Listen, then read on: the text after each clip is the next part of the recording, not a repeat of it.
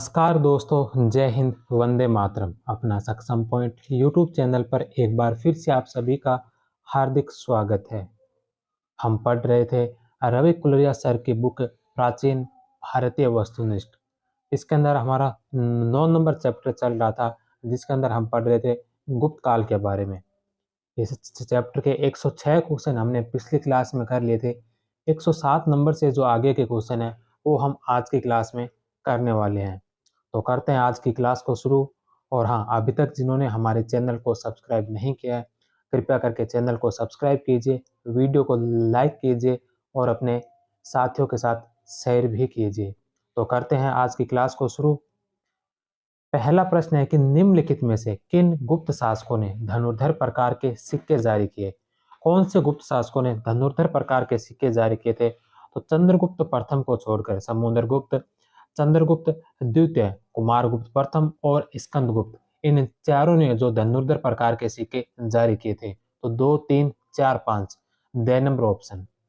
चंद्रगुप्त प्रथम ने एक ही प्रकार की स्वर्ण मुद्रा जारी की थी, राजा रानी प्रकार की।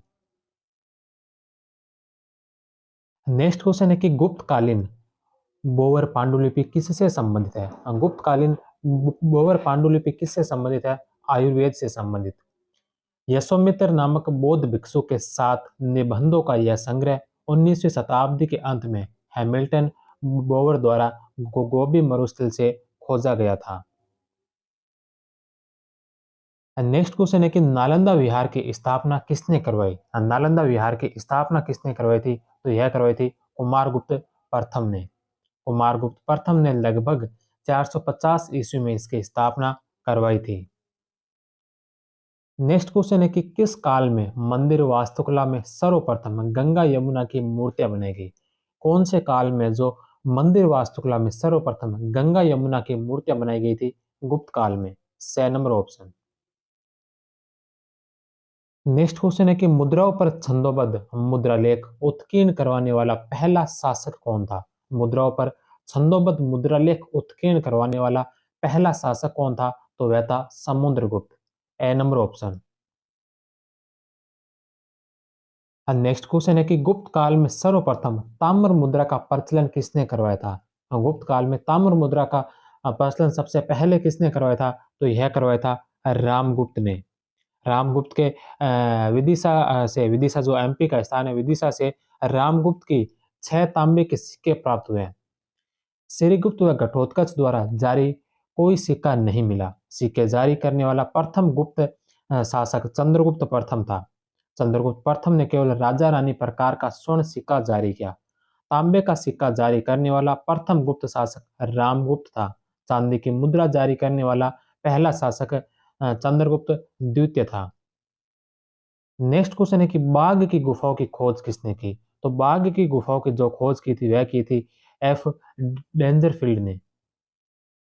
F Dangerfield, the number option. 1818 में एफ डेंजरफील्ड ने बाघ की गुफाओं की खोज की। ये ग्वालियर के निकट धार जिले में स्थित है। इन गुफाओं में आध्यात्मिक की बजाय भौतिकवादी चित्रों की प्रधानता है। इसकी गुफा संख्या 2 को पांडव गुफा, गुफा संख्या 3 को हाथी खाना, गुफा संख्या 4 को रंग महल या चित्रशाला और गुफा संख्या 7 को पाठशाला कहा जाता है। नेक्स्ट क्वेश्चन है कि समुद्रगुप्त का राजकवि हरिसेन निम्नलिखित में से किस पद पर नहीं था? समुद्रगुप्त का राजकवि हरिसेन जो निम्नलिखित में से किस पद पर नहीं था?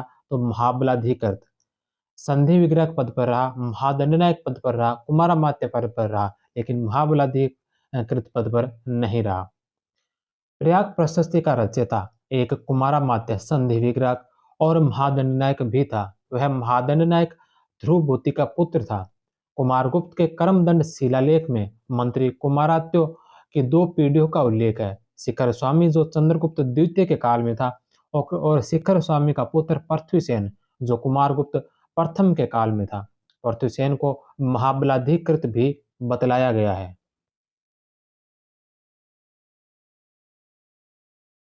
नेक्स्ट क्वेश्चन है कि निम्नलिखित में से किस अभिलेख में महासामंत शब्द का सर्वप्रथम उल्लेख हुआ है? कौन सी अभिलेख के अंदर महासामंत शब्द का सबसे पहले उल्लेख हुआ है? तो यह उल्लेख मिलता है वैन्यगुप्त के गुणेधर अभिलेख के अंदर। वैन्यगुप्त के गुणेधर अभिलेख में महासामंत शब्द है। वैन्यगुप्त का अन्य महत्वपूर्ण अभिलेख कौमिला अभिलेख है, जिसमें उसे नहरों का निर्माता कहा गया है। नहरों का निर्माता कहा गया है। बुद्धगुप्त सारनाथ अभिलेख, एरण स्तंभ लेख, दामोदरपुर से 3 ताम्र पत्र लेख, बांग्लादेश से पहाड़पुर ताम्र लेख मिलते हैं। नेक्स्ट क्वेश्चन है कि भानुगुप्त का वह सेनापति जिसकी पत्नी के सती होने का उल्लेख एरण अभिलेख में है। भानुगुप्त का वह सेनापति जिसकी पत्नी के सती होने का उल्लेख एरण अभिलेख में मिलता है, वह सेनापति कौन है? तो वह गोपराज। हुण आक्रमण में गोपराज की मृत्यु हो जाती है। एरण अभिलेख में उसकी पत्नी के सती होने की बात कही गई है। वह सती प्रथा का प्रथम अभिलेख्य साक्ष्य है। यह इस अभिलेख में भानुगुप्त को पार्थ अर्जुन के समान वीर बताया गया है। हेमचंद्र राय चौधरी ने हुणों के साथ इस युद्ध को स्वतंत्रता संग्राम कहा। बाणभट्ट और मेघातिथि ने इसे गलत परंपरा बताया। मेघातिथि ने इसे आत्महत्या माना है। नेक्स्ट क्वेश्चन है कि प्रभावती गुप्त की माता कौन थी? प्रभावती गुप्त की माता कौन थी? तो प्रभावती गुप्त की जो माता थी वह थी Kuber Naga. 6 number option. Next question है कि निम्नलिखित में से किस गुप्त शासक ने सर्वप्रथम रजत मुद्राएं जारी की थी? कौन से गुप्त शासक ने सबसे पहले रजत मुद्राएं जारी की थी? तो यह की थी चंद्रगुप्त द्वितीय ने। नेक्स्ट क्वेश्चन है कि पांडु गुफा किन गुफाओं से संबंधित है? पांडव गुफा जो कौन सी गुफाओं से संबंधित है? तो यह बाघ की गुफाओं से संबंधित। बाघ की 9 गुफाओं में से गुफा संख्या 4 और 5 के चित्र सुरक्षित है। इसकी गुफा संख्या 2 सबसे बड़ी है, जिसे पांडव गुफा के नाम से जाना जाता है। इसमें पद्म पाणी बोधिसत्व का चित्र भी मिलता है। नेक्स्ट क्वेश्चन है कि अभय मुद्रा में मुंडित सिर वाली बुद्ध की मूर्ति कहां से मिली है? अभय मुद्रा में मुंडित सिर वाली बुद्ध की मूर्ति कहां से मिली है? तो यह मिली है मानकंवर से। The number option. बयाना मुद्रा निधि से किस गुप्त शासक की सर्वाधिक मुद्राएं प्राप्त हुई है? बयाना मुद्रा निधि से किस गुप्त शासक की सर्वाधिक मुद्राएं मिली है? तो यह मिली है चंद्रगुप्त द्वितीय की। The number option. Next question है कि किस गुप्त राजा को देवगुप्त भी कहा जाता है? कौन से गुप्त राजा को देवगुप्त भी कहा जाता है? तो चंद्रगुप्त द्वितीय को। D number option. Devraj, Devgupta, Devshri ये सभी चंद्रगुप्त द्वितीय की उपाधियां थी। नेक्स्ट क्वेश्चन है कि निम्नलिखित में से किस अभिलेख में रामगुप्त का उल्लेख हुआ है? कौन से अभिलेख के अंदर रामगुप्त का उल्लेख हुआ है? तो रामगुप्त का उल्लेख हुआ है अमोघवर्ष के संजन ताम्रपत्र लेख से। The number option. अमोघवर्ष के संजन ताम्रपत्र लेख गोविंद चतुर्थ का काम्य व संगली अभिलेख में रामगुप्त का उल्लेख है। रचनाओं में विशाख दत्त की देवी चंद्रगुप्तम, बाणभट्ट की हर्षचरित, राजशेखर की काव्य मीमांसा, भोज की श्रृंगार प्रकाश, अबू हसन अली की मुजमल उत तवारीख। नेक्स्ट क्वेश्चन है कि हवेनसांग के समय नालंदा विश्वविद्यालय के कुलपति कौन थे? हवेनसांग के समय नालंदा विश्वविद्यालय के कुलपति कौन थे? तो वह थे शीलभद्र। हवेनसांग ने नालंदा में 18 माह तक योग शास्त्र का अध्ययन किया। शीलभद्र उस समय कुलपति थे। नेक्स्ट क्वेश्चन है कि निम्नलिखित में से कौन सा अभिलेख चंद्रगुप्त द्वितीय के सेनापति आम्रकार्दव का है? कौन सा अभिलेख है जो चंद्रगुप्त द्वितीय के सेनापति आम्रकार्दव का है? तो यह सांची अभिलेख। बे नंबर ऑप्शन। आम्रकार्दव चंद्रगुप्त द्वितीय का सेनापति था। यह बौद्ध धर्म को मानता था। सांची अभिलेख में चंद्रगुप्त को देवराज कहा गया। नेक्स्ट क्वेश्चन है कि गुप्तकालीन ब्राह्मी अभिलेख युक्त 3 जैन प्रतिमाएं कहां से प्राप्त हुई? गुप्तकालीन ब्राह्मी अभिलेख युक्त 3 जैन प्रतिमाएं कहां से प्राप्त हुई है? तो यह हुई है दुर्जनपुर से। विदिशा के निकट विदिशा के निकट दुर्जनपुर से महाराजा धीराज रामगुप्त के काल की अभिलेख युक्त 3 जैन प्रतिमाएं, 2 चंद्रप्रभ व 1 पुष्पदंत की मिली है। नेक्स्ट क्वेश्चन है कि वेग्राम ताम्रलेख के अनुसार गुप्त काल में 1 दिनार किसके बराबर था? वेग्राम ताम्रलेख के अनुसार गुप्त काल में एक दिनार किसके बराबर था? तो यह था 16 रूपक के बराबर। एक दिनार बराबर 16 रूपक, यानी स्वर्ण रजत अनुपात 1:16 था। नेक्स्ट क्वेश्चन है कि निम्नलिखित में से किस शासक के दरबार में नवरत्न थे? नवरत्न किस शासक के दरबार में थे? तो ये जो नवरत्न थे, ये चंद्रगुप्त द्वितीय के दरबार में थे। नवरत्न जिनमें कालिदास, धन्वंतरि, वराहमिहिर, अमर सिंह, बेताल भट्ट, शंकु, शैक्षणिक, वररुचि और घटक पर, ये जो नवरत्न थे ये चंद्रगुप्त द्वितीय के दरबार में थे। नेक्स्ट क्वेश्चन है कि निम्नलिखित में से कौन सा गुप्तकालीन ग्रंथ चिकित्सा शास्त्र से संबंधित नहीं है? कौन सा ग्रंथ है जो चिकित्सा शास्त्र से संबंधित नहीं है? तो नवनीतकम, निघंटु और अष्टांग हृदय, ये तीनों जो चिकित्सा शास्त्र से संबंधित है, लेकिन ब्रह्म स्फुट सिद्धांत है जो खगोल शास्त्र से संबंधित ग्रंथ है।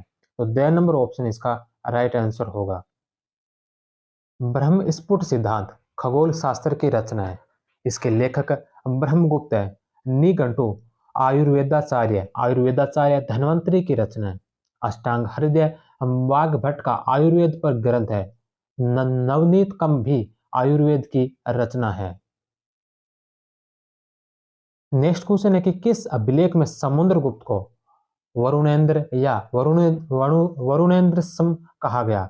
समुद्रगुप्त को वरुणेंद्र या वरुणेंद्र सम कहा गया, तो यह कहा गया प्रयाग प्रशस्ति के अंदर। 6 नंबर ऑप्शन। नेक्स्ट क्वेश्चन है कि समुद्रगुप्त के किन अभिलेखों में उसे परम भागवत कहा गया?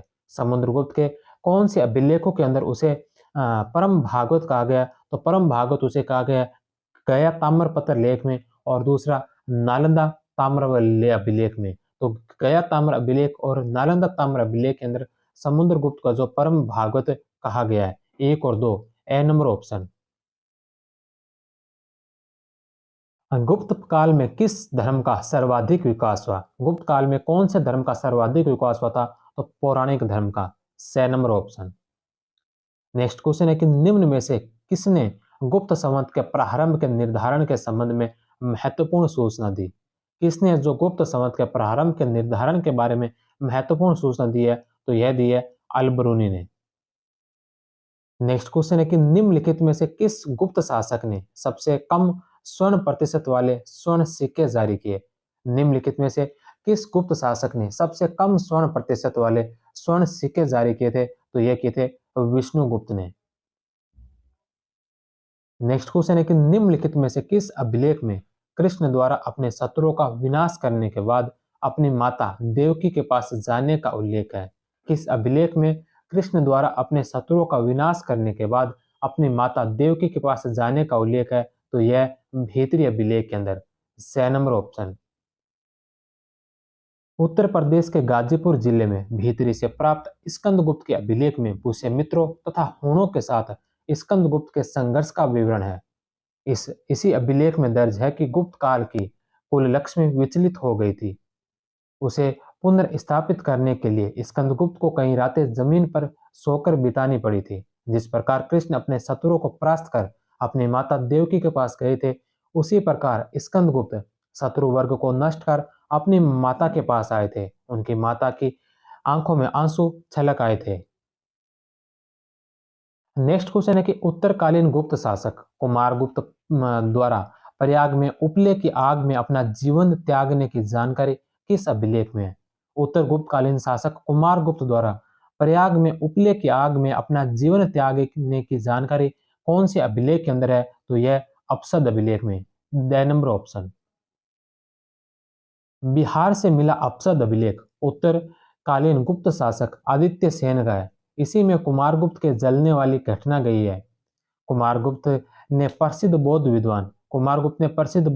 विद्वान परमार्थ को चीन भेजा था। आदित्य सेन को परम भागवत कहा गया। उसके 3 अश्वमेध यज्ञ का उल्लेख मिलता है। नेक्स्ट क्वेश्चन है कि गुप्त काल में पेट किसे कहा जाता था? तो पेट है जो गुप्त काल में किसे कहा जाता था? तो पेट थी ग्राम समूह की छोटी इकाई। ग्राम समूह की छोटी इकाई को जो गुप्त काल में पेट कहा जाता था। नेक्स्ट क्वेश्चन है कि निम्नलिखित में से कौन सी रचना में वर्षा की संभावना और वर्षा के अभाव के प्रश्न पर चर्चा हुई है। कौन सी रचना है जिसके अंदर वर्षा की संभावना और वर्षा के अभाव के प्रश्न पर चर्चा हुई है? तो यह जो चर्चा हुई है यह हुई है वृत्त संहिता में।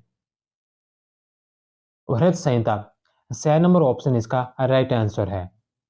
वराहमिहिर की वृहत संहिता से वर्षा की संभावना और वर्षा के अभाव के प्रश्न पर काफी विचार विमर्श हुआ है। वृहत संहिता में 3 फसलों का जिक्र आया है। एक फसल श्रावण के महीने में तैयार होती है, दूसरी बसंत में और तीसरी चैत्र या बैसाख के अंदर। नेक्स्ट क्वेश्चन है कि निम्नलिखित में से किस रचना में कहा गया है कि ब्राह्मण के घर 5, क्षत्रिय के घर 4, वैश्य के घर 3 और शूद्र के घर 2 कमरे होने चाहिए? यह कौन सी रचना में कहा गया है कि ब्राह्मणों के घर पर 5 कमरे, क्षत्रियों के घर पर 4 कमरे, वैश्यों के घर पर 3 कमरे और शूद्रों के घर पर जो 2 कमरे होने चाहिए? तो यह बात कही गई है वृहत संहिता के अंदर, 6 नंबर ऑप्शन।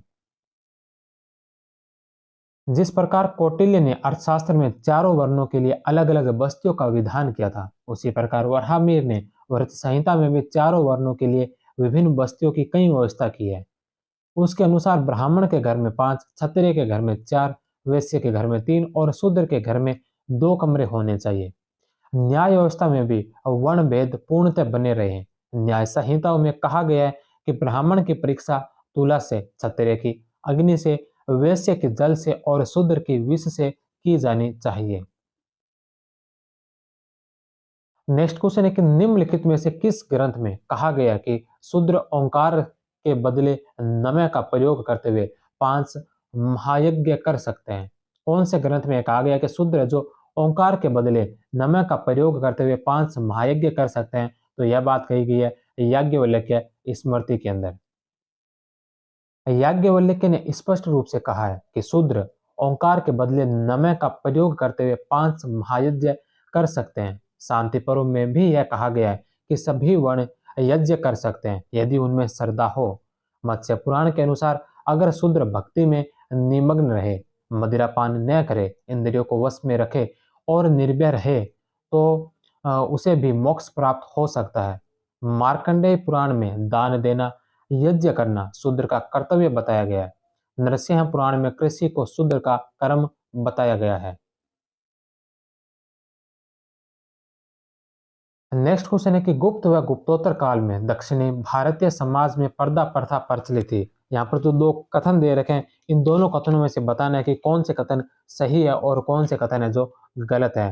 तो सबसे पहला है कि गुप्त व गुप्तोत्तर काल में दक्षिणी भारतीय समाज में पर्दा प्रथा प्रचलित नहीं थी। तो यह बात सही है। कारण आर, दक्षिणी प्रांतों में विदेशी आक्रमणकारियों यथा यवन, शक, कुषाण, हुण आदि का प्रभाव नहीं था। तो कारण भी सही है। इन विदेशी आक्रमणकारियों का प्रभाव नहीं था, इसलिए यहाँ पर जो पर्दा प्रथा का प्रचलन नहीं था। तो दोनों ही बातें जो बिल्कुल सही है, ए और आर दोनों सही है। आर ए की सही व्याख्या करता है, ए नंबर ऑप्शन।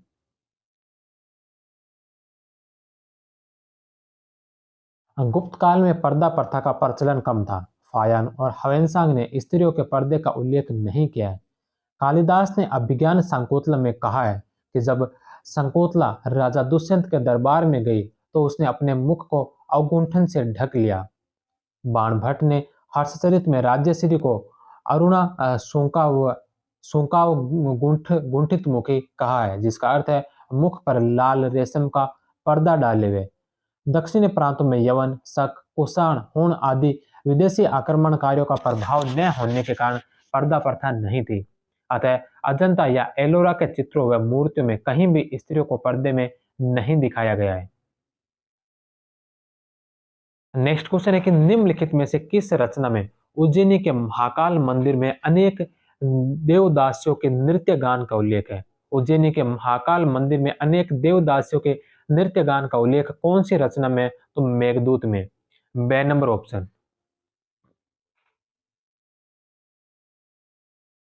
नेक्स्ट क्वेश्चन है कि निम्नलिखित में से कौन सी रचना असंग की नहीं है? कौन सी रचना जो असंग की नहीं है? तो चतुष्शतक। चतुष्शतक के लेखक आर्य देव है। नेक्स्ट क्वेश्चन है कि निम्नलिखित में से कौन सा क्षेत्र गुप्त काल में जैन धर्म का एक प्रमुख केंद्र नहीं था? गुप्त काल में जैन धर्म का एक प्रमुख केंद्र कौन सा नहीं था? तो मगध। ए नंबर ऑप्शन। इस काल में जैन धर्म को उत्तर भारत में इसे राजकीय समर्थन नहीं मिला, परंतु कदम और गंग राजाओं ने इसे आश्रय दिया। कुमारगुप्त प्रथम के समय के 426 ईस्वी के उदयगिरी लेख से पता चलता है कि शंकर नामक व्यक्ति ने पार्श्वनाथ की मूर्ति की स्थापना की। मगध से लेकर कलिंग, मथुरा, उदयगिरी, तमिलनाडु तक जैन धर्म का प्रचार था, परंतु मगध अब इसका केंद्र नहीं था। मथुरा और वल्लभी श्वेतांबर जैन धर्म के केंद्र थे और बंगाल के पुंड्रवर्धन दिगंबर संप्रदाय का केंद्र था।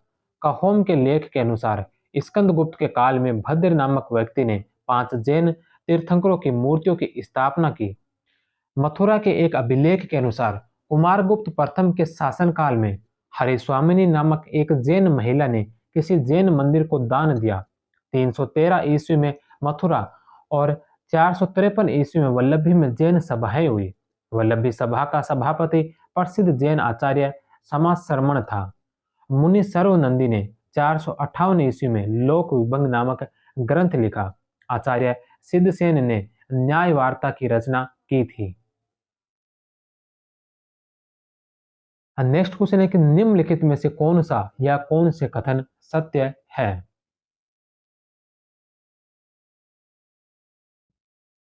तो इनमें से कौन कौन से कथन है जो सत्य कथन है? सबसे पहला है कि गुप्त वंश के शासकों की प्रत्येक सूची में प्रथम शासक घटोत्कच को बताया।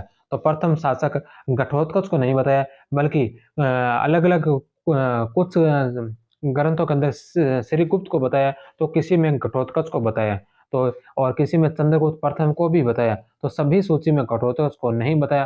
पहला ऑप्शन गलत है। गुप्त वंश का वास्तविक संस्थापक समुद्रगुप्त था। तो वास्तविक संस्थापक समुद्रगुप्त नहीं, बल्कि वास्तविक जो संस्थापक था वह चंद्रगुप्त प्रथम था। तो दूसरा ऑप्शन भी इसका गलत है। तीसरा कि चंद्रगुप्त प्रथम का शासनकाल 319 ईस्वी से शुरू हुआ था। तो चंद्रगुप्त प्रथम का जो शासनकाल है वह 319 ईस्वी से शुरू हुआ था। इसी समय गुप्त संवत की शुरुआत की गई थी। तो 3 नंबर ऑप्शन इसका राइट है। तो केवल 3, 6 नंबर ऑप्शन।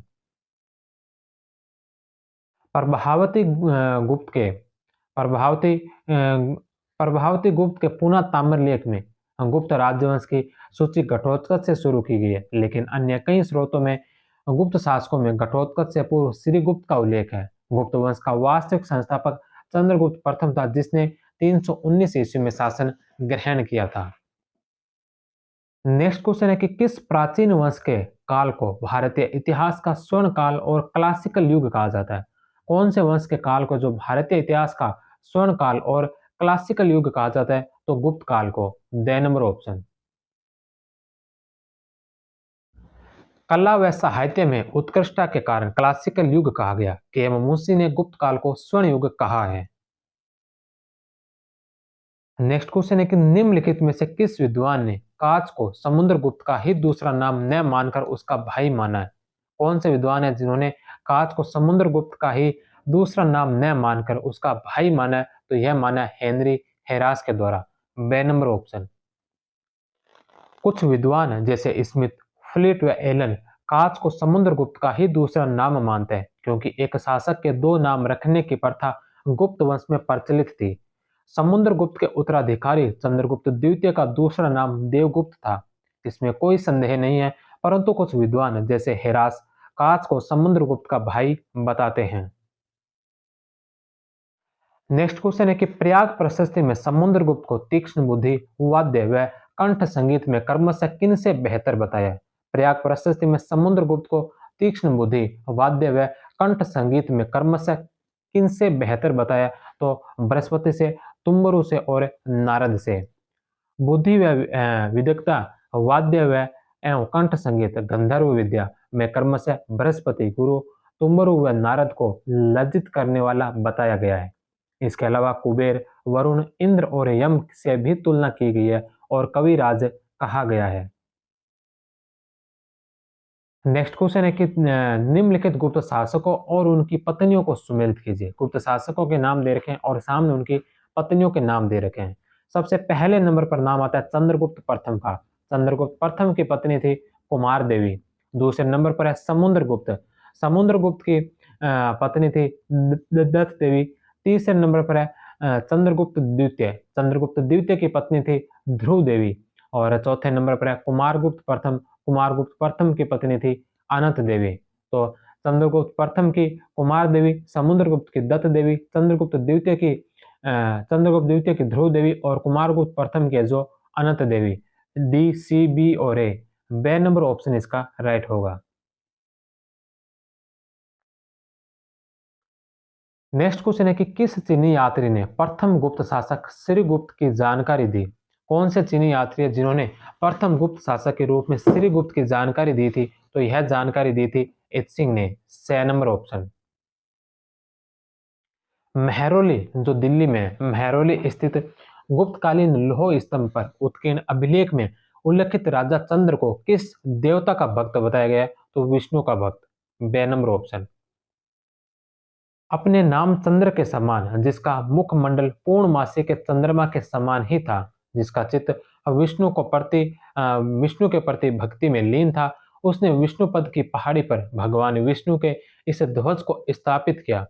दिल्ली के कुतुब मीनार परिसर में स्थित इस स्तंभ और इस पर उत्कीर्ण संस्कृत अभिलेखों को चंद्रगुप्त द्वितीय से संबंधित माना है।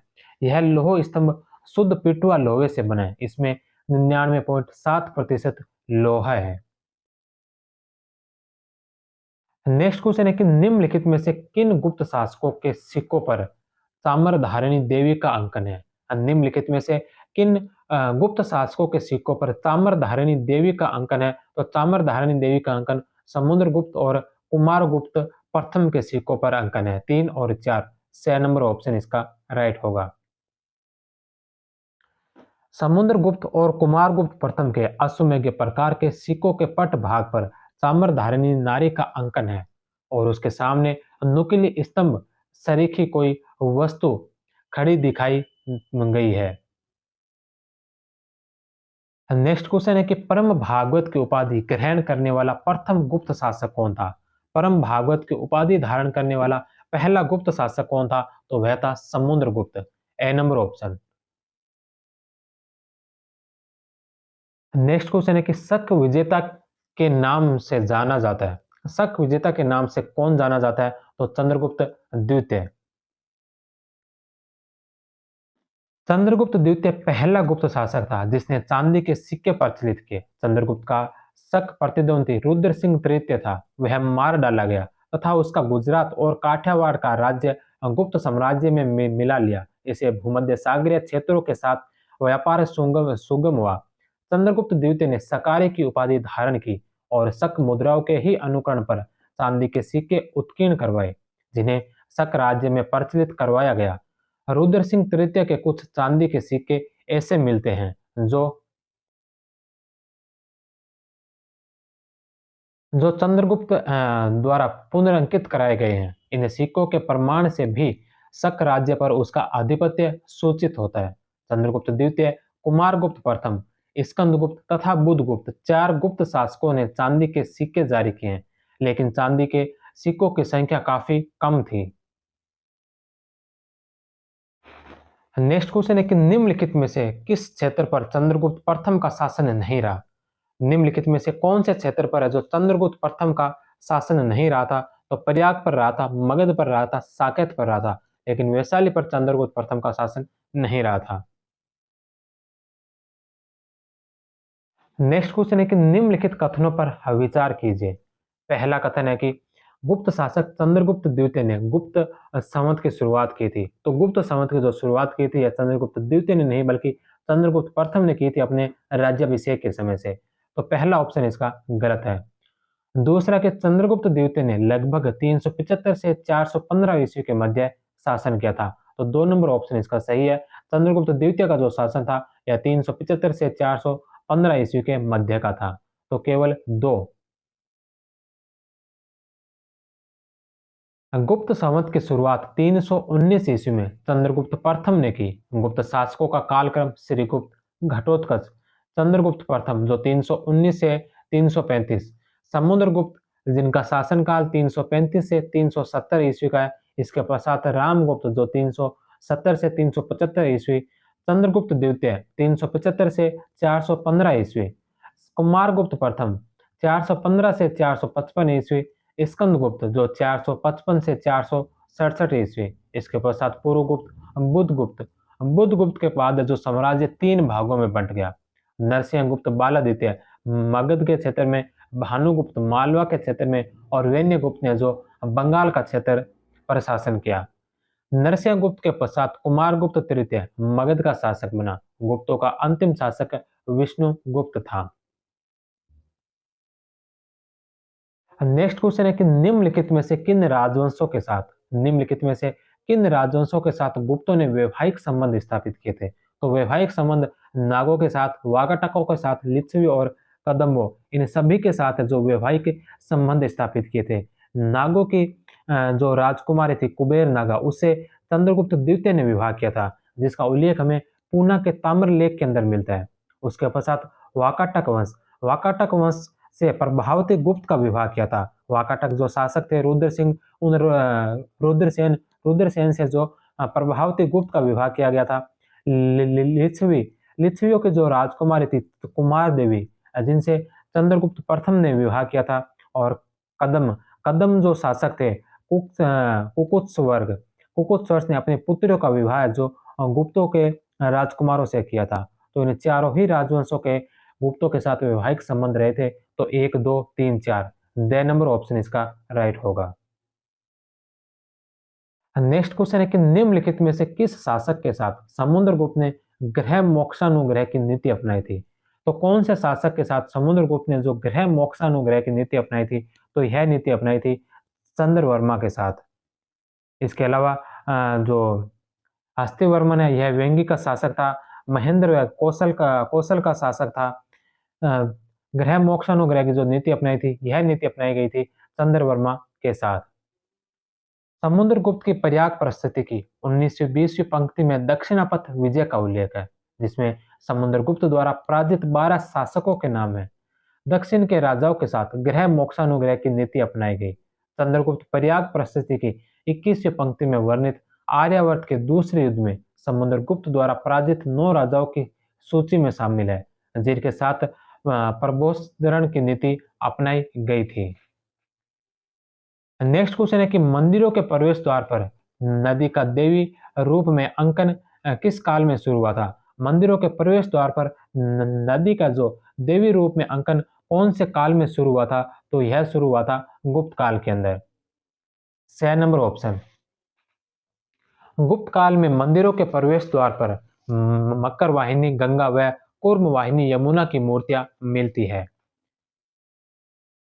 नेक्स्ट क्वेश्चन है कि सांची के मंदिर संख्या 17 का आकार है। सांची के मंदिर संख्या 17 का आकार कौन सा है। तो यह वर्गाकार है।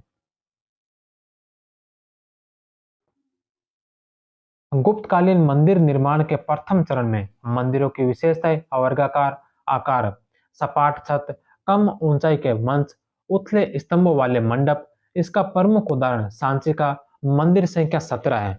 दूसरा चरण, पहले चरण की अधिकांश विशेषताएं इस चरण में भी थी। अब मंच की ऊंचाई ज्यादा कर दी गई। मंच के चारों ओर ढका हुआ प्रदक्षिणा पथ बनाया गया। एग्जाम्पल, नचना कुठार का पार्वती मंदिर जो पन्ना मध्य प्रदेश में है। तीसरा चरण, तीसरे चरण में जो मंदिर पंचायतन शैली, जिसमें प्रमुख देवता के मंदिर के साथ 4 गौण देवताओं के मंदिर होते थे, पंचायतन शैली में बनने लगे। इस चरण में शिखरों का उद्भव हुआ, लेकिन वे अधिक ऊंचे नहीं थे। मंदिर का आकार चौकोर हो गया। एग्जाम्पल, देवगढ़ का दशावतार मंदिर जो उत्तर प्रदेश के ललितपुर नामक स्थान पर है। चौथा चरण, मंदिर अधिक आयताकार होने लगे। एग्जाम्पल, तेर मंदिर या त्रिविक्रम मंदिर, तेर उस्मानाबाद महाराष्ट्र में।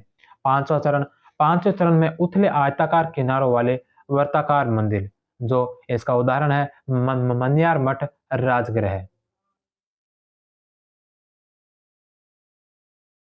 नेक्स्ट क्वेश्चन है कि निम्नलिखित में से किस मंदिर को गुप्तकालीन मंदिर वास्तुकला के प्रतिनिधि उदाहरण के रूप में जाना जाता है। किस मंदिर को जो गुप्तकालीन मंदिर वास्तुकला के प्रतिनिधि उदाहरण के रूप में जाना जाता है। तो देवगढ़ का दशावतार मंदिर, बे नंबर ऑप्शन। देवगढ़ का दशावतार मंदिर प्राचीन झांसी ललितपुर उत्तर प्रदेश। बेतवा नदी के किनारे स्थित यह मंदिर विष्णु को समर्पित है। मंदिर की दीवारों पर शेषशैया पर शयन करते हुए भगवान विष्णु नर नारायण की तपस्या में आकार नर नारायण की तपस्या के आकार में विष्णु की मूर्ति तथा गजेंद्र मोक्ष हाथी का रूप धारण करने वाली एक असुर और विष्णु के दृश्य उत्कीर्ण किए गए हैं। रामायण व महाभारत के दृश्यों का अंकन मिलता है। दरवाजे के बाहर गंगा यमुना की मूर्तियों का अंकन है। यह मंदिर शिखर युक्त मंदिर और पंचायतन शैली का प्रथम उदाहरण है। नेक्स्ट क्वेश्चन है कि शिल्प में रामायण का सर्वप्रथम अंकन कहाँ मिलता है। शिल्प में रामायण का सर्वप्रथम अंकन कहाँ मिलता है? नचना कुठार। नाचना कुठार का पार्वती मंदिर पन्ना जिला मध्य प्रदेश। इस मंदिर में शिव पार्वती को वाद्य यंत्रों के साथ उकेरा गया है। इस मंदिर का निर्माण वर्गाकार चबूतरे पर हुआ है जिसके चारों ओर प्रदक्षिणा पथ है। गर्भगृह के सामने स्तंभ युक्त मंडप है। गर्भगृह के ऊपर एक लघु कक्ष बनाया गया है। शिल्पों में रामायण कथा का सर्वप्रथम अंकन इसी मंदिर में मिलता है। नेक्स्ट क्वेश्चन है सूची एक को सूची दो से सुमेलित कीजिए। यहाँ पर कुछ मंदिरों और मठों के नाम दे रखे हैं और सामने वहां के स्थान दे रखे हैं जो हमें सुमेलित करने हैं। सबसे पहले नंबर पर है कंकाली देवी का मंदिर। कंकाली देवी का जो मंदिर है यह एमपी के तिगुआ नामक स्थान पर है।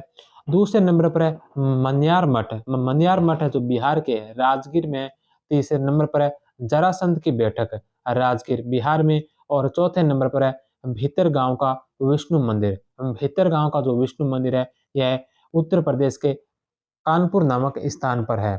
तो ए सी डी और बी 6 नंबर ऑप्शन इसका राइट होगा।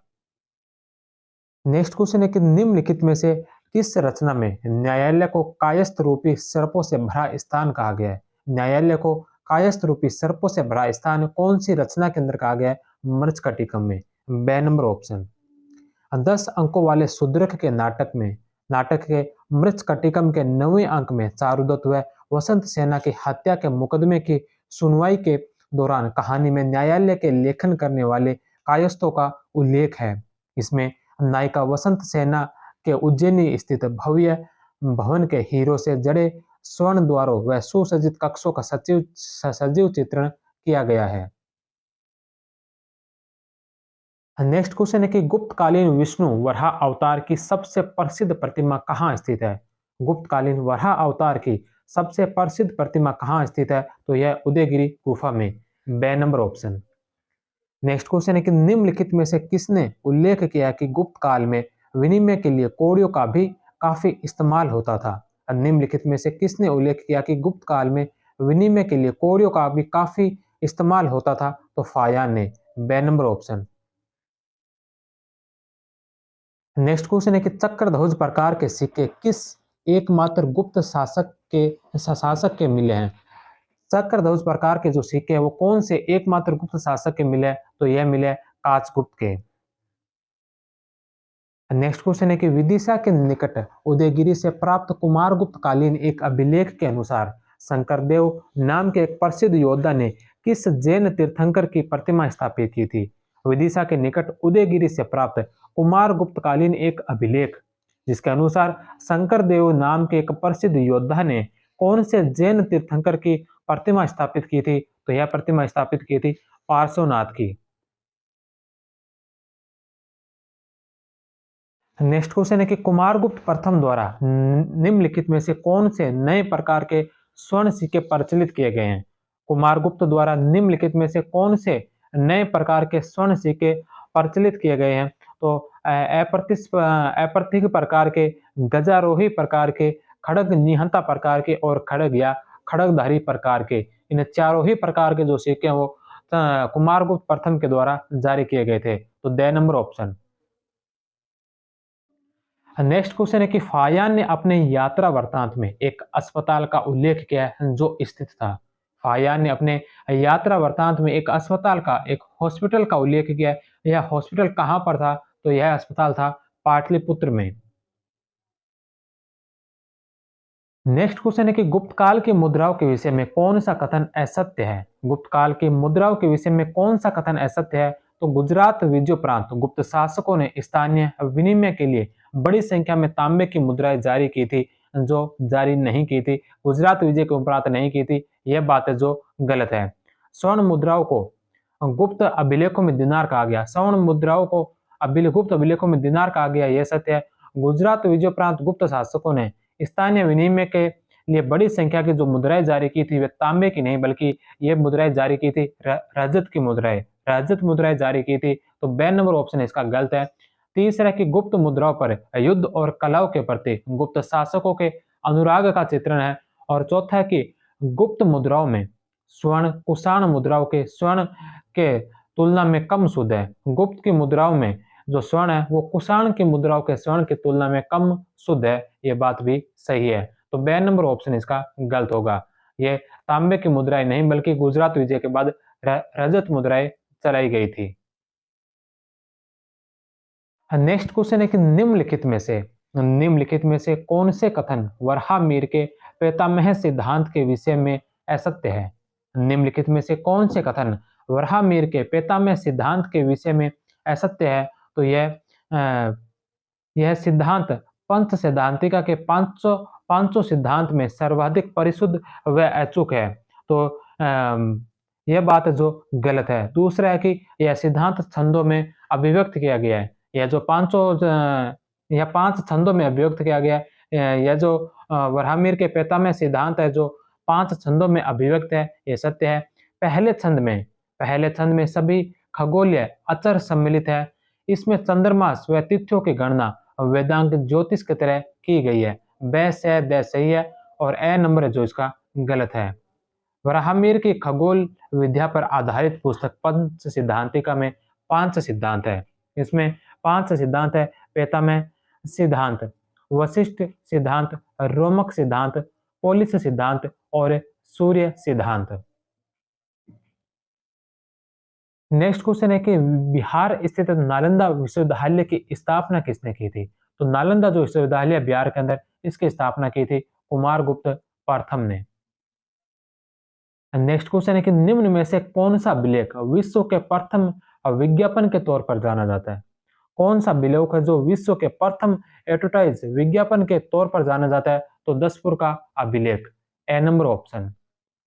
मंदसौर प्रशस्ति में बुनकरों की एक श्रेणी द्वारा दसपुर मंदसौर में सूर्य मंदिर निर्माण का उल्लेख है। उसी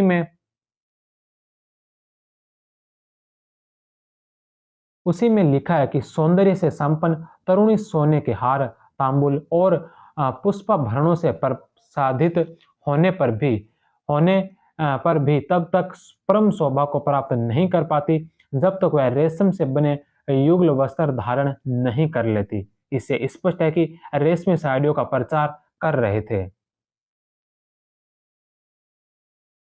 नेक्स्ट क्वेश्चन है कि समुद्रगुप्त के संबंध में निम्नलिखित में से कौन से कथन सही है? समुद्रगुप्त के संबंध में निम्न में से कौन से कथन जो सत्य कथन है? पहला कि यह एक विजेता, एक कवि और एक संगीतकार था। समुद्रगुप्त जो एक विजेता था, एक कवि था और एक संगीतकार था। तो यह बात सही है। दूसरा कि उसे लिच्छवी दोहित्र कहा जाता है। समुद्रगुप्त को लिच्छवी दोहित्र कहा जाता है, यह बात भी सत्य है। तीसरा कि उसने पश्चिमी क्षत्रपों से सिक्कों की नकल की थी। उसने पश्चिमी क्षत्रपों से सिक्कों की नकल की थी। तो यह बात है जो गलत है, क्योंकि पश्चिमी क्षत्रपों से जो सिक्कों की नकल की थी, सिक्कों की तरह जो सिक्के चलाए थे, यह समुद्रगुप्त ने नहीं बल्कि यह चलाए थे चंद्रगुप्त द्वितीय ने। तो 3 नंबर ऑप्शन इसका गलत है। चौथा कि इलाहाबाद स्तंभ अभिलेख में उसके अश्वमेध का उल्लेख किया गया है। तो यह बात भी सही है। तो इसमें 1, 2 और 4 सही है। 3 नंबर जो इसका गलत है, 1, 2 और 4, बे नंबर ऑप्शन। शकों के चांदी के सिक्कों की तर्ज पर चंद्रगुप्त द्वितीय ने सिक्के चलाए थे। नेक्स्ट क्वेश्चन है कि निम्न में से कौन सी देवी गुप्त सिक्कों पर अंकित नहीं है? निम्न में से कौन सी देवी है जो गुप्त सिक्कों पर अंकित नहीं है? तो गंगा का अंकन है, दुर्गा का अंकन है, लक्ष्मी का अंकन है, लेकिन काली का कहीं भी अंकन नहीं है, ए नंबर ऑप्शन। नेक्स्ट क्वेश्चन है कि गुप्त काल में लोकारका के रूप में कौन सा देवता उल्लेखित है? गुप्त काल में लोकारका के रूप में कौन सा देवता अंकित है? तो सूर्य, 6 नंबर ऑप्शन। नेक्स्ट क्वेश्चन है कि निम्न में से कौन से कथन सत्य हैं? पहला है कि भागवत संप्रदाय के विकास में गुप्त वंश का महत्वपूर्ण योगदान था। भागवत संप्रदाय के विकास में जो गुप्त वंश का महत्वपूर्ण योगदान था, ये सही है। दूसरा कि गुप्त शासकों की मुद्रा पर विष्णु के वाहन गरुड़ का अंकन मिलता है। गुप्त शासकों की मुद्रा पर विष्णु के वाहन गरुड़ का अंकन मिलता है, यह भी सत्य है। तीसरा कि गुप्त शासकों ने परम भागवत की उपाधि धारण की थी। गुप्त शासकों ने जो परम भागवत की उपाधि धारण की थी, तो तीनों ही ऑप्शन इसके राइट होंगे।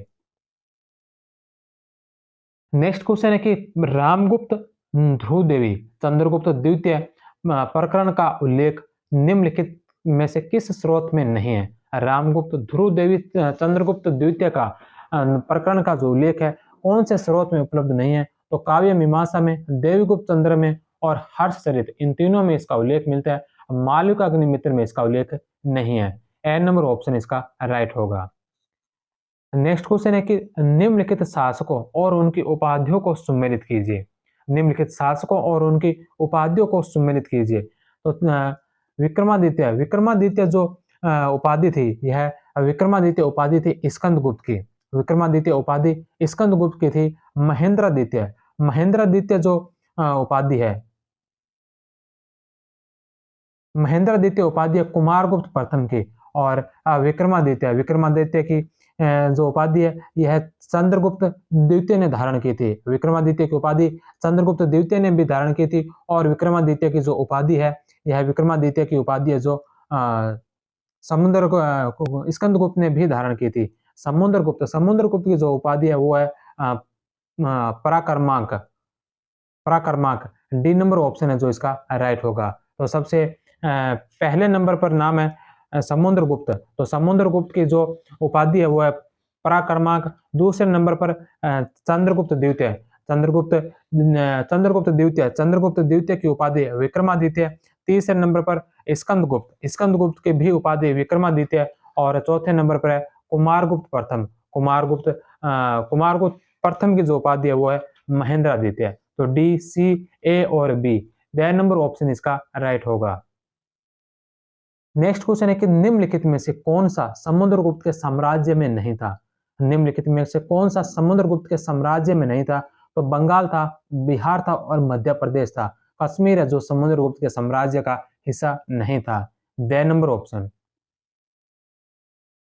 नेक्स्ट क्वेश्चन है कि भीमलाट विजय स्तंभ स्थित है। भीमलाट विजय स्तंभ है, यह कहां पर स्थित है? तो भीमलाट विजय स्तंभ जो है यह भरतपुर के बयाना किले में स्थित है। भरतपुर का जो बयाना किला है इसके अंदर भीमलाट विजय स्तंभ स्थित है। बयाना के किले में एक गुप्तकालीन विजय स्तंभ भीमलाट है। यह राजस्थान का पहला विजय स्तंभ कहलाता है। बयाना भरतपुर से मिले सिक्कों का भंडार किस काल का है? बयाना भरतपुर से मिले सिक्कों का भंडार किस काल का है? तो गुप्त काल का, 6 नंबर ऑप्शन। महिषासुर मर्दिनी की स्लेटी पत्थर से निर्मित मूर्ति किस स्थान पर मिली है? महिषासुर मर्दिनी की स्लेटी पत्थर से निर्मित मूर्ति जो कौन से स्थान से मिली है? तो महिषासुर मर्दिनी की जो मूर्ति मिली है यह मिली है टोंक के नगर नामक स्थान पर। उदयगिरी, विदिशा, मध्य प्रदेश, गुफा संख्या 6 में भी महिषासुर मर्दिनी उत्कीर्ण है।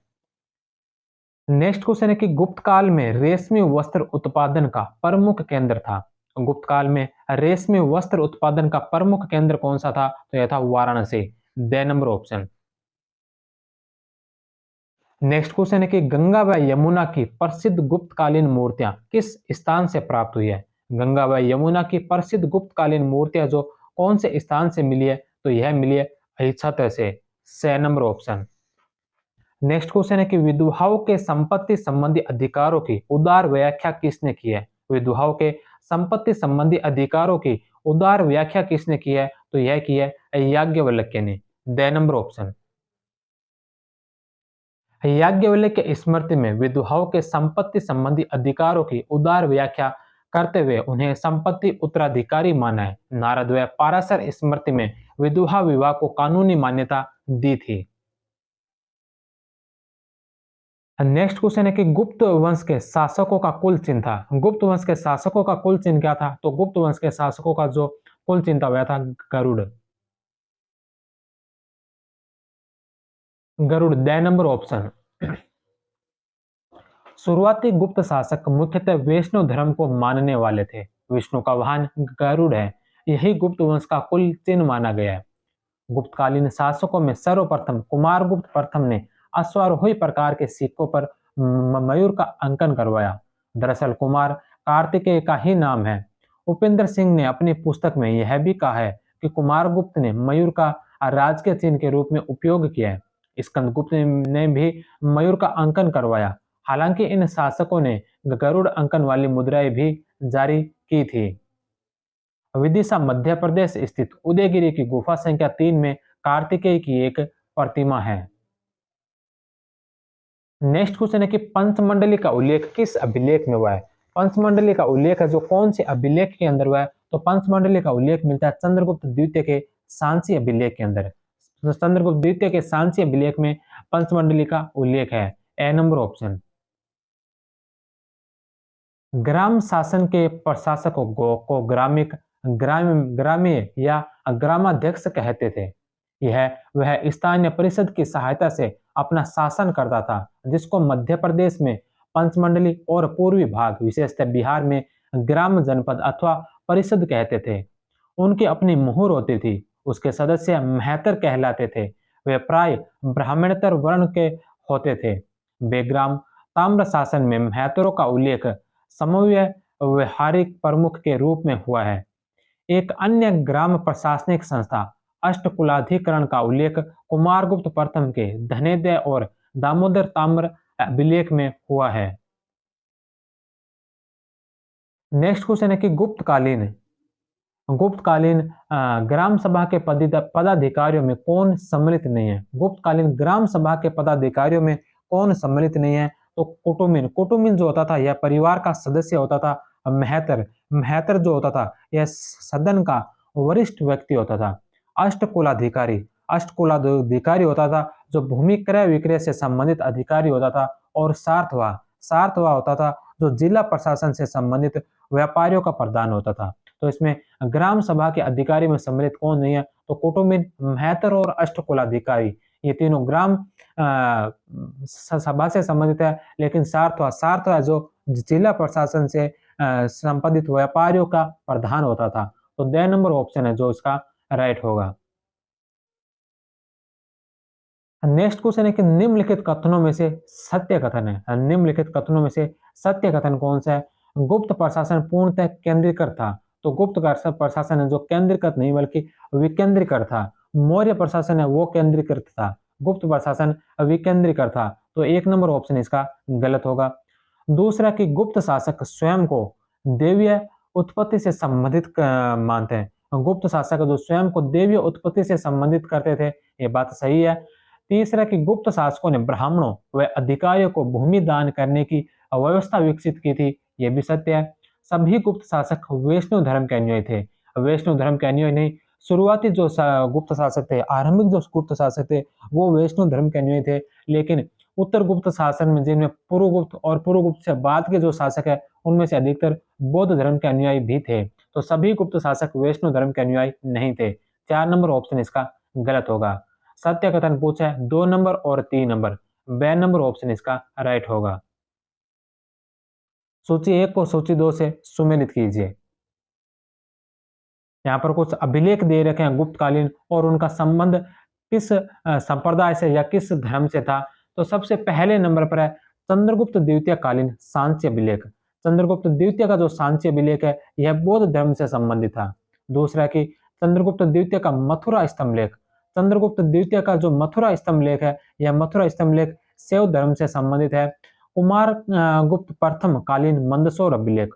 कुमारगुप्त प्रथम कालीन जो मंदसौर अभिलेख है यह सूर्य देवता को समर्पित है। और चौथे नंबर पर है स्कंदगुप्त का कहोम अभिलेख। स्कंदगुप्त का कहोम जो अभिलेख है यह जैन धर्म से संबंधित है। तो सांची अभिलेख बौद्ध धर्म, मथुरा अभिलेख शैव धर्म, मंदसौर अभिलेख सूर्य और कहोम अभिलेख जो जैन धर्म से संबंधित है। बी, डी, सी और A, the number option. Next question है कि निम्न में से किस अभिलेख का विषय पृथ्वीश्वर के लिए दान है? किस अभिलेख का विषय पृथ्वीश्वर के लिए दान है? तो यह कुमारगुप्त प्रथम का कर्मदंडा शिवलिंग अभिलेख, ए नंबर ऑप्शन। अयोध्या जिला उत्तर प्रदेश के करमदंडा गांव के पास संस्कृत भाषा व गुप्त ब्राह्मी लिपि में उत्कीर्ण कुमारगुप्त के इस अभिलेख का विषय पृथ्वीश्वर के लिए दान है।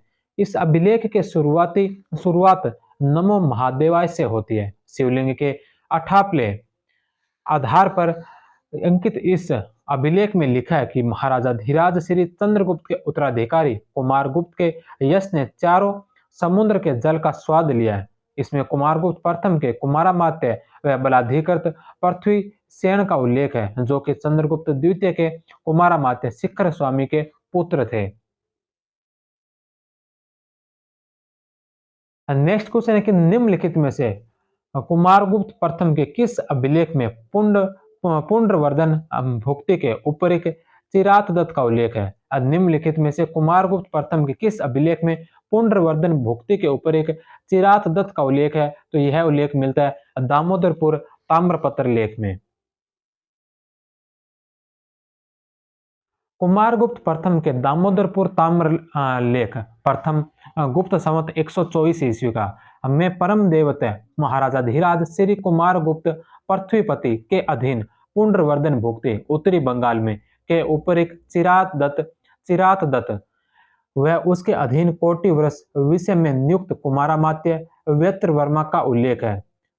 करपटी केण नामक ब्राह्मण द्वारा अग्निहोत्र उपयोग के लिए एक कुल्यवाप भूमि की मांग करने पर अधिष्ठान नगर के नगर श्रेष्ठी धृतपाल सार्थवा बंधुमित्र प्रथम कुलिक धृतमित्र प्रथम कायस्थ सांपबाल सूचित करते हैं। पुष्टपाल जयदित जयनंदी और विभुदत्त से जांच करवाकर 3 दिनार के बदले एक कुल्य माप भूमि दी गई है। भूमि विक्रय का यह उदाहरण माना गया है।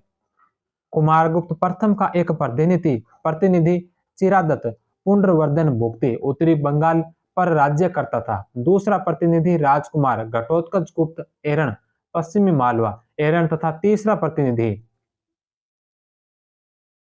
बंधुवर्मन माल्लो में स्थित दसपुर का शासक था। नेक्स्ट क्वेश्चन है कि कुमारगुप्त प्रथम के किस अभिलेख में ध्रुव शर्मन द्वारा मंदिर का प्रवेश द्वार व स्तंभ लगवाए जाने का उल्लेख है? कुमारगुप्त प्रथम के किस अभिलेख में ध्रुव शर्मन द्वारा मंदिर का प्रवेश द्वार व स्तंभ लगवाए जाने का उल्लेख है? तो यह उल्लेख मिलता है बिलसंड स्तंभ लेख में, the number option. Uttar Pradesh के एटा स्थित बिलसड में स्तंभ पर उत्कीर्ण इस अभिलेख में अश्वमेघ हर्ता महाराजा श्रीगुप्त से लेकर कुमारगुप्त प्रथम की वंशावली दी गई है। समुद्रगुप्त को लिच्छवी दोहितर महाराजा धीराज, चंद्रगुप्त द्वितीय को समुद्रगुप्त व दत्त देवी की संतान व परम भागवत महाराजा धीराज कहा गया है।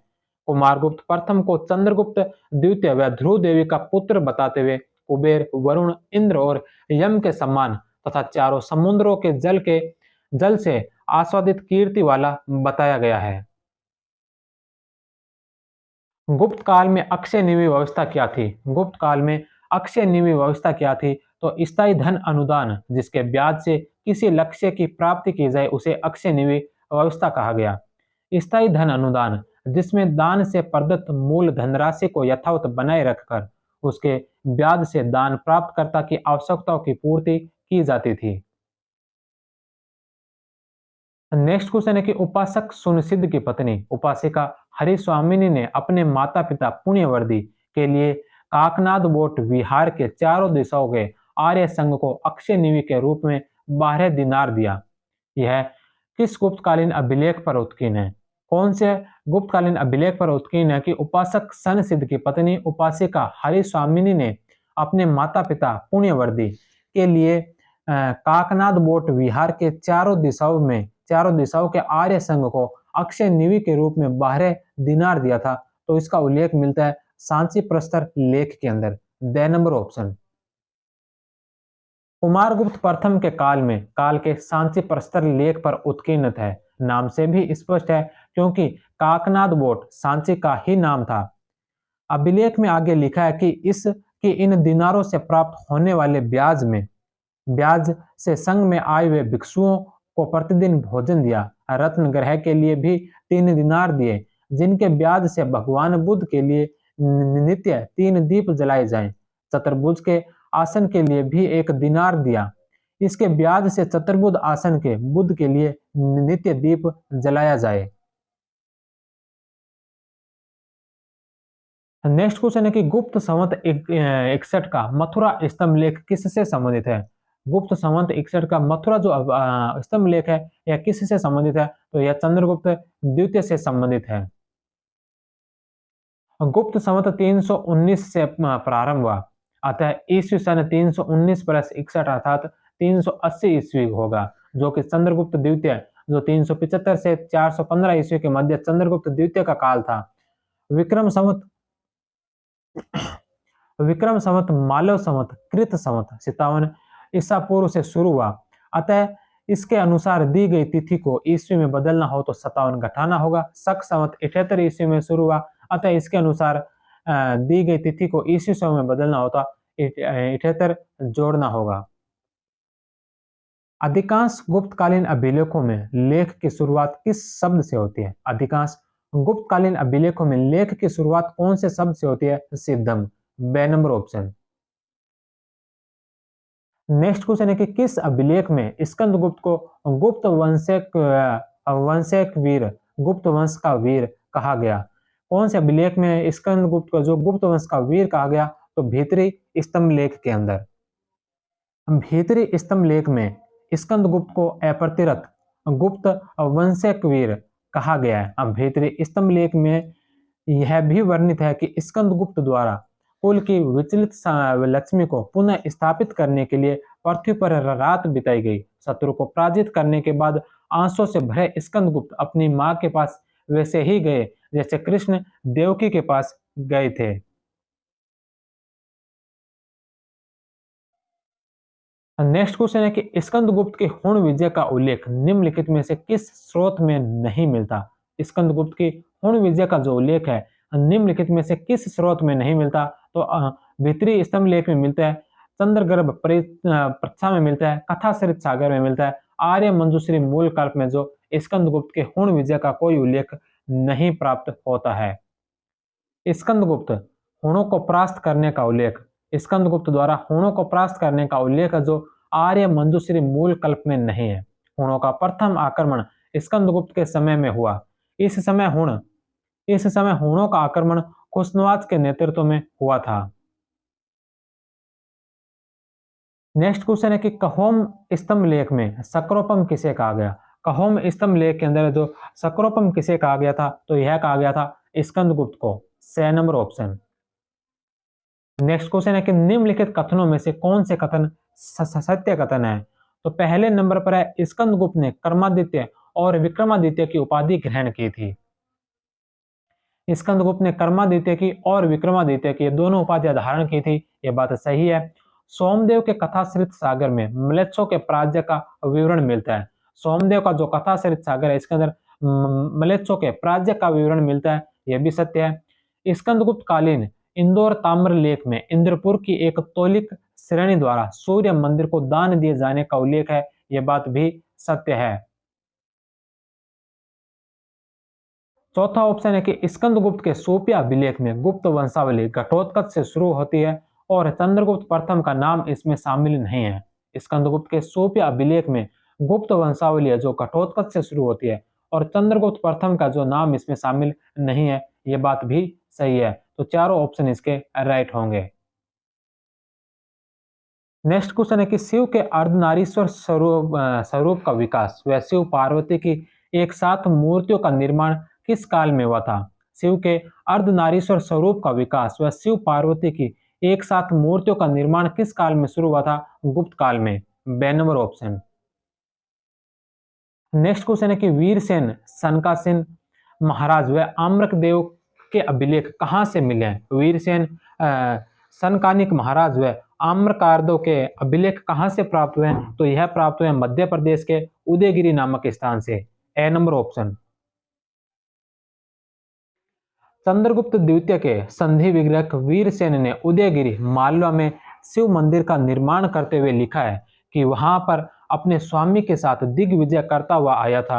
उसी क्षेत्र से गुप्त संवत 82 यानी कि 401 ईस्वी का सामंत सनकानिक महाराज का दान पत्र और गुप्त संवत 93 यानी कि 412 ईस्वी का आम्रकर्दव नामक सैन्य अधिकारी का दान पत्र भी प्राप्त होता है। नेक्स्ट क्वेश्चन है कि कथन ए, दो कथन दे रखे हैं। इसमें पहला कथन है कि समुद्रगुप्त व कुमारगुप्त प्रथम ने अश्वमेध प्रकार के सिक्के चलाए थे। तो समुद्रगुप्त ने और कुमारगुप्त प्रथम दोनों ने अश्वमेध प्रकार के सिक्के चलाए थे, ये बात सत्य है। दोनों ने ही अपने अभिलेखों में अश्वमेध यज्ञ किए जाने का उल्लेख नहीं किया है, ये बात भी सत्य है, लेकिन यह कारण इस कथन की व्याख्या नहीं है। तो बे नंबर ऑप्शन इसका राइट होगा।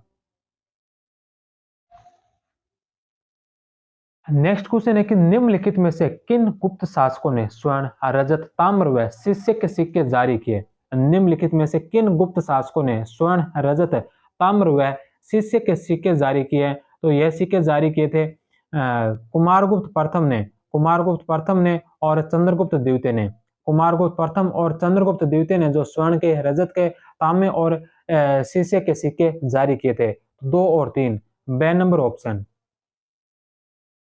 चारों ही धातुओं के सिक्के जारी करने वाले गुप्त शासक चंद्रगुप्त द्वितीय और कुमारगुप्त प्रथम है। शिष्य के सिक्के चंद्रगुप्त द्वितीय, कुमारगुप्त प्रथम और स्कंदगुप्त ने जारी किए, किंतु स्कंदगुप्त के तांबे के सिक्के नहीं मिलते हैं। नेक्स्ट क्वेश्चन है कि गुप्त मुद्राओं के संबंध में निम्नलिखित में से कौन से कथन सत्य हैं। गुप्त मुद्राओं के बारे में कौन से कथन सत्य हैं। तो पहला कि गुप्त शासकों ने सुगढ़ स्वर्ण मुद्राएं जारी की थी। गुप्त शासकों ने जो सुगढ़ स्वर्ण मुद्राएं जारी की, यह सही है। दूसरा कि मुद्राओं के चित्त भाग पर मुख्यतः राजा को विभिन्न मुद्राओं में प्रदर्शित किया गया है। मुद्राओं के चित्त भाग पर है जो मुख्यतः राजा को विभिन्न मुद्राओं में प्रदर्शित किया गया है, यह भी सत्य है। तीसरा कि मुद्राओं के पट भाग पर धार्मिक प्रतीक है, यह बात भी सत्य है। चौथा है कि गुप्त काल के बाद के शासकों के समय स्वर्ण मुद्रा का भार बढ़ता गया, लेकिन उसमें स्वर्ण की मात्रा कम होती गई, यह बात भी सत्य है। स्कंदगुप्त के समय आते आते स्वर्ण के सिक्कों का जो भार है वो 141 ग्राम तक हो गया था, लेकिन उसकी शुद्धता है जो 68% तक रह गई थी। तो चारों ऑप्शन इसके राइट होंगे। The number option 1, 2, 3, 4। Next question है कि समुद्रगुप्त के वीणाधारी प्रकार के सिक्कों के पृष्ठ भाग पर कौन सी देवी अंकित है। समुद्रगुप्त के वीणाधारी प्रकार के सिक्कों के पृष्ठ भाग पर कौन सी देवी अंकित है। तो लक्ष्मी। वीणावादक या ललित गंधर्व प्रकार के सिक्के समुद्रगुप्त और कुमारगुप्त प्रथम ने जारी किए थे। नेक्स्ट क्वेश्चन है कि निम्नलिखित कथनों में से कौन सा असत्य है। यहाँ पर 4 कथन दे रखे हैं, इनमें से हमें बताना है कि कौन सा कथन है जो असत्य कथन है। पहला कि अश्वमेध प्रकार के सिक्के, अश्वमेध प्रकार के जो सिक्के वो समुद्रगुप्त और कुमारगुप्त ने जारी किए थे, तो यह बात सही है। दूसरा कि कुमारगुप्त प्रथम के अश्वमेध यज्ञ करने की जानकारी सिर्फ सिक्कों से ही मिलती है, यह बात भी सत्य है। तीसरा कि समुद्रगुप्त के अश्वमेध यज्ञ करने की जानकारी सिक्कों व अभिलेख दोनों में मिलती है, यह बात भी सत्य है। चौथा है कि अश्वमेध प्रकार के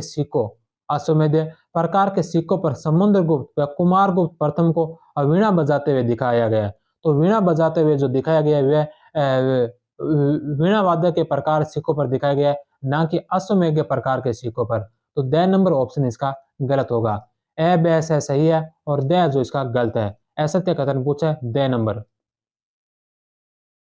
वीणा वादक या ललित गंधर्व प्रकार के सिक्के समुद्रगुप्त और कुमारगुप्त प्रथम ने जारी किए।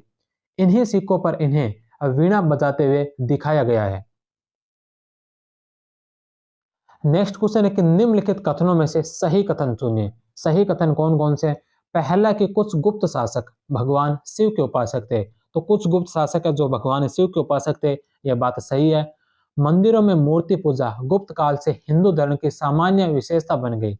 मंदिरों में जो मूर्ति पूजा शुरू हुई थी यह गुप्त काल से ही शुरू हुई थी, तो यह बात भी सत्य है। तीसरा कि गुप्त राजाओं ने विभिन्न धार्मिक संप्रदायों के प्रति सहिष्णुता की नीति का पालन किया। गुप्त राजाओं ने सभी धार्मिक संप्रदायों के प्रति जो सहिष्णुता की नीति का पालन किया था, यह बात भी सत्य है। तो 1, 2, 3 तीनों ऑप्शन इसके राइट होंगे। नेक्स्ट क्वेश्चन है कि किस गुप्तकालीन ग्रंथ से हम भूमि के 12 प्रकारों की जानकारी मिलती है? कौन से गुप्तकालीन ग्रंथ से है जो भूमि के 12 प्रकारों की जानकारी मिलती है? तो यह मिलती है अमरकोश से। अमरकोश में 12 प्रकारों की भूमि की सूचना दी गई है। पहली उर्वर प्रकार, दूसरी ऊसर जो बंजर भूमि होती थी, तीसरी मरु प्रकार की जो मरुस्थल भूमि होती थी, चौथी अपरहत, अपरहत जो परती भूमि होती थी उसे अपरहत कहा गया।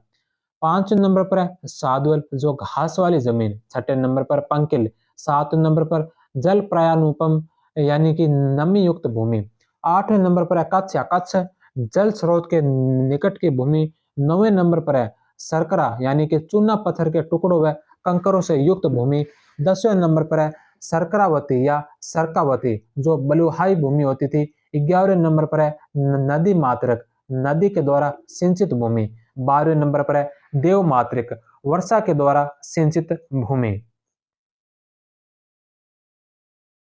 पुरालेखों में क्षेत्र शब्द का उपयोग खेत के लिए किया गया है। विशेष रूप से कृषि की जाने वाली भूमि के लिए खिल या सिल शब्द का उपयोग कृषि योग्य प्रति भूमि के लिए या बिना जोते हुए खेत के लिए किया गया है।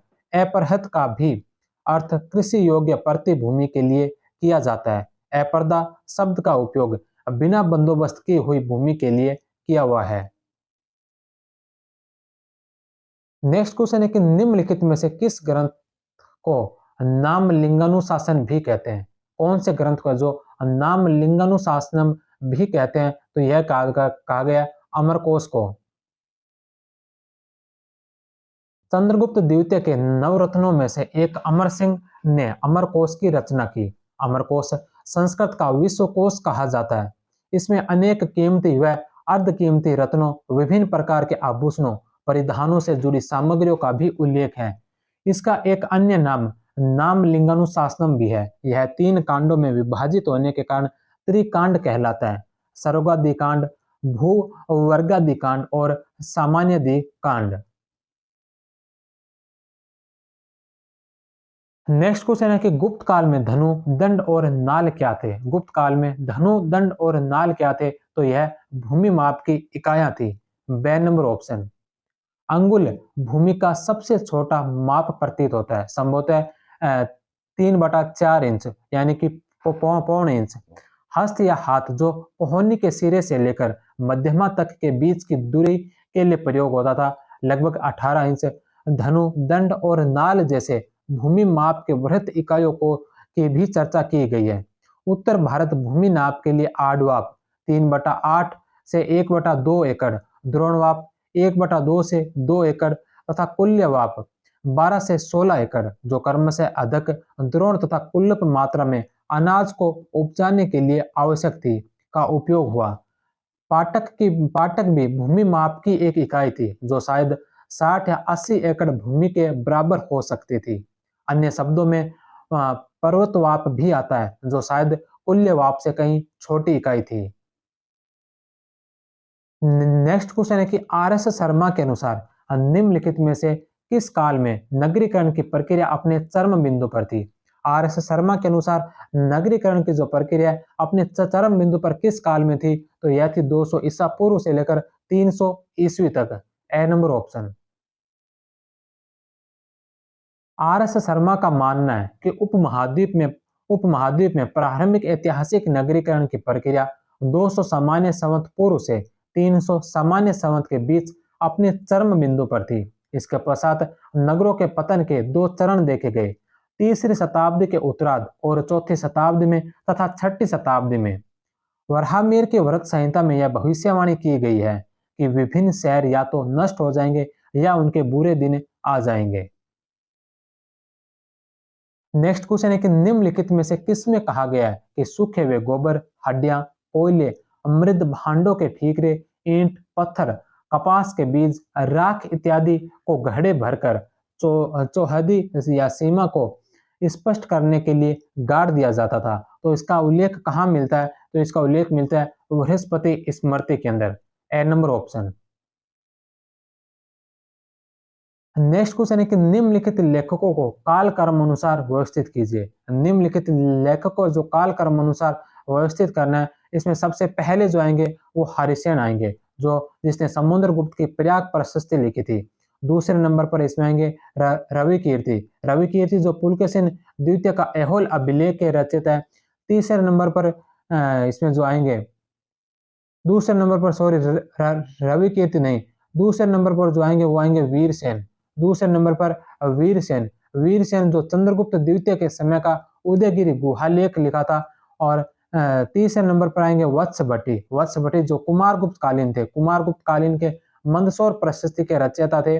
और चौथे नंबर पर है रवि कीर्ति, जिनका संबंध पुलकेशिन द्वितीय के ऐहोल अभिलेख से है। तो हरिसेन, हरिसेन के पश्चात वीरसेन, वत्सभट्टी और रवि कीर्ति। ए नंबर ऑप्शन।